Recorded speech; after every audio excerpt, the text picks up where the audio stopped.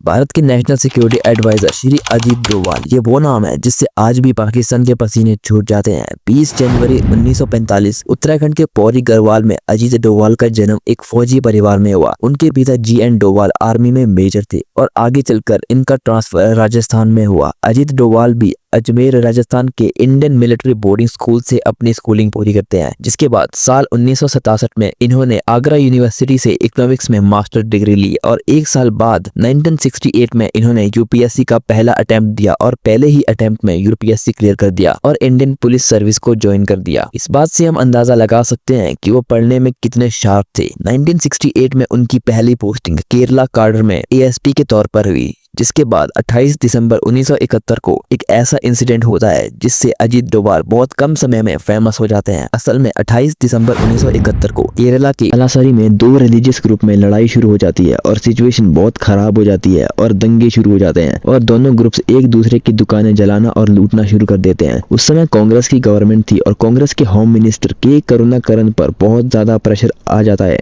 वो एक ऐसे ऑफिसर की तलाश कर रहे थे जो इस एरिया में जा सके और कैसे भी करके इन दंगों को रोक सके। कुछ ही समय के अंदर ASP के पद पर तैनात अजीत डोभाल होम मिनिस्टर की नजर में आ जाते हैं। हालांकि अजीत डोभाल को सर्विस में आए ज्यादा समय नहीं हुआ था, लेकिन उनके काम के चर्चे दूर दूर तक फैल चुके थे, जिसके बाद होम मिनिस्टर दंगों को रोकने के लिए अजीत डोभाल को चुनते हैं और 2 जन 1972 को अजीत डोभाल उस एरिया में पहुंच जाते हैं और छोटी से छोटी डिटेल को कलेक्ट करना शुरू कर देते हैं और अजीत डोभाल फोर्सेज का यूज करने के बजाय स्ट्रेटेजिक इंटेलिजेंस गैदरिंग का यूज कर उन्होंने बस उन्हीं जगहों पर फोर्सेस का यूज किया जहां से दंगे ऑपरेट हो रहे थे और दोनों ग्रुप्स के लीडर से नेगोशिएशन करना स्टार्ट कर दिया और एक हफ्ते के अंदर ही न केवल दंगों को शांत कराया बल्कि एक दूसरे से लूटे हुए सामान को भी वापस करवाया, जिसके बाद ये काफी फेमस हो चुके थे। उस समय इंदिरा गांधी PM थी और कुछ ही महीनों में अजीत डोभाल जी को केरला से निकाल कर दिल्ली बुला लिया जाता है और यहीं से एक यंग IPS ऑफिसर का इंडिया का स्पाई मास्टर बनने का सफर शुरू होता है। इसी साल अजीत डोभाल शादी भी करते हैं और इनके 2 बच्चे होते हैं, विवेक डोभाल और शौर्य डोभाल। उस समय मिजोरम असम का पार्ट था और मिजोरम में सूखा पड़ने की वजह से लोग 1.5 लाख का कंपनसेशन मांग रहे थे और ना मिलने पर लाल डेंगा नाम का एक आदमी था, उसने मिजो नेशनल फ्रंट बनाया था। ये मिजो पॉपुलेशन के